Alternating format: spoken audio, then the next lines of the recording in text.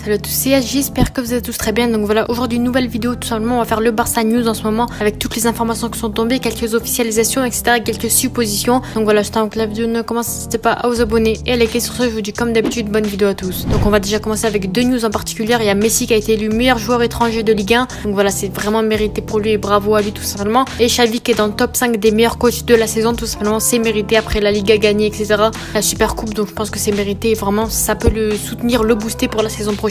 Pourquoi pas aller le plus loin possible en Ligue des Champions. Et on commence vraiment les news de cette vidéo. Gundogan a été officialisé au Barça juste hier tout simplement, donc vraiment ça fait vraiment plaisir. Donc voilà, c'est enfin officiel après l'annonce de Fabrizio Romano il y a 4-5 jours environ, donc vraiment je suis vraiment contente, c'est vraiment impeccable. Donc voilà, il arrive pour 2 ans jusqu'en 2025 avec une année en option. Il arrive pour en plus il a une clause de 400 millions d'euros, une clause libératoire, donc ça fait compliqué pour les autres clubs de nous le voler. Donc voilà, il a signé pour son club de cœur, il a rejoint en plus de ça son ancien coéquipier Lewandowski, donc ça fait vraiment plaisir. Lui-même il l'a dit, s'il devait choisir entre deux clubs, c'est soit prolonger à City, soit aller au Barça et rien d'autre. C'est son club depuis tout jeune, il rêve de signer au Barça, donc ça fait vraiment plaisir. Il va enfin jouer pour le cœur, pour le maillot. Il a fait même une interview carrément où il a dit que vraiment le Barça, il a toujours rêvé de jouer là-bas et ça fait vraiment plaisir. Hâte de voir maintenant sur le terrain du Barça et avec le maillot du Barça tout simplement. On a une deuxième news où pourquoi pas Christensen serait potentiellement numéro 6 du Barça la saison prochaine. Donc voilà, après les échecs Amrabat et Kimmich, on s'est dirigé sur d'autres options. Brozovic au Barça, donc voilà, Deco là il va en profiter avec l'arrivée de Gundogan pour l'attirer. En plus de ça, Brozovic il a dit il veut signer au Barça lui, mais son agent veut le signer en Arabie Saoudite pour l'argent, tout simplement à El Nasser. Donc je suis vraiment dégoûtée, j'espère que son agent écoutera Brozovic tout simplement parce que le dernier mot il tombe sur les joueurs, c'est le joueur qui décide son avenir quand même. Enfin je sais pas, mais je pense que Brozovic il doit un petit peu plus s'imposer et dire que moi je veux signer au Barça, vu le projet m'intéresse, Xavi m'intéresse, Gundogan m'intéresse et pour moi il faut que j'aille au Barça. J'ai quelques années encore devant moi à jouer à mon prime, donc pour moi je dois signer au Barça tout simplement. S'il veut vraiment signer au Barça, il doit s'imposer, il doit le dire, je sais pas, il doit parler à son agent un petit peu, s'entretenir. Je pense que aller en Arabie Saoudite maintenant ce serait du gâchis tout simplement parce qu'il a encore le niveau de jeu au Barça. Le Barça cherche un numéro 6, ça reste le meilleur projet pour lui. Il a jamais joué en Espagne, je pense que ça peut vraiment lui faire plaisir, ça peut vraiment être une belle chose tout simplement. Après le Parejo tout simplement qui est plus proche que jamais de signer au Barça en tant que joueur libre. Et on a Oriol Romeu qui a une clause à 10 millions d'euros. Voilà, Xavi il est intéressé par Parejo tout simplement, donc personnellement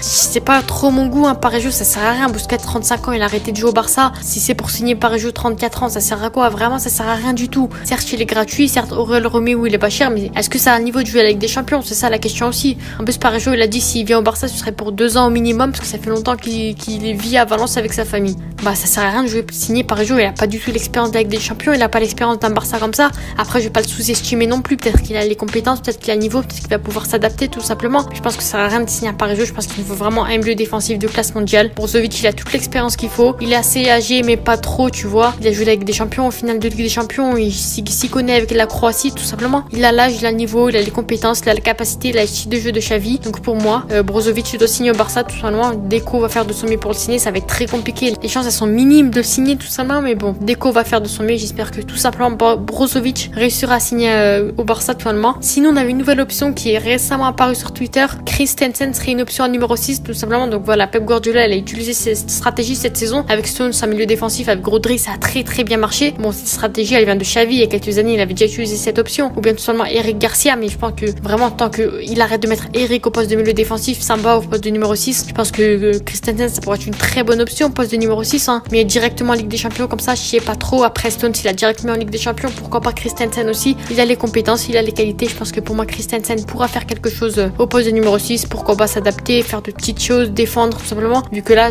le poste de numéro 6 ça reste très compliqué, on a personne. Parejo nous va signer potentiellement tous les numéros 6 de l'Espagne, tous les numéros 6 qui existent, gratuits tout simplement. Donc voilà, je pense que Deco va faire de son mieux. Après à voir si au pire des cas on a vraiment personne, mettre Christensen, pourquoi pas. Je pense que ça reste déjà beaucoup mieux que Eric, mais bon voilà, après à mon avis je pense que Christensen ça reste une très bonne option s'il réussit à s'adapter etc.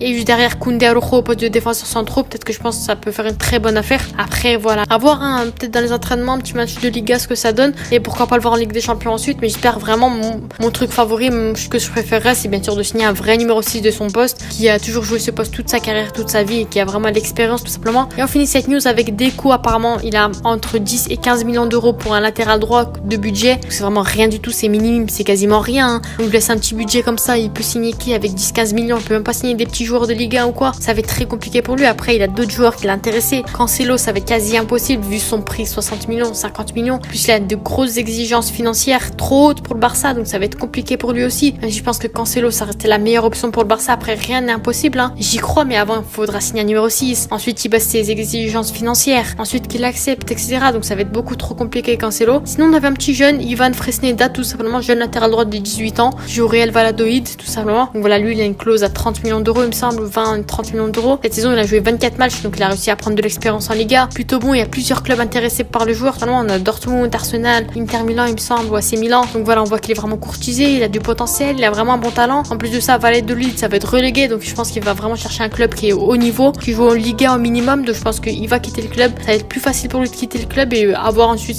quel club il va signer. J'espère que moi, on va signer un vrai latéral droit, peut-être Cancelo quoi. Et si on trouve vraiment personne, Fresneda, ça reste une bonne option. Un jeune espagnol qui pourra se développer avec le Barça, tout simplement, ça reste déjà beaucoup mieux que Koundé, qui lui veut plus jouer au poste de latéral droit la saison prochaine. Et je comprends d'ailleurs, parce que c'est pas son vrai poste, il a joué une saison à ce poste-là. Donc voilà, un petit peu à voir, dites-moi en commentaire un petit peu vos avis sur Christensen au poste de numéro 6. Gundogan, quel numéro va porter selon vous le joueur? Et tout simplement, quel latéral droit Deco va-t-il signer cette saison? Est-ce qu'il aura l'argent?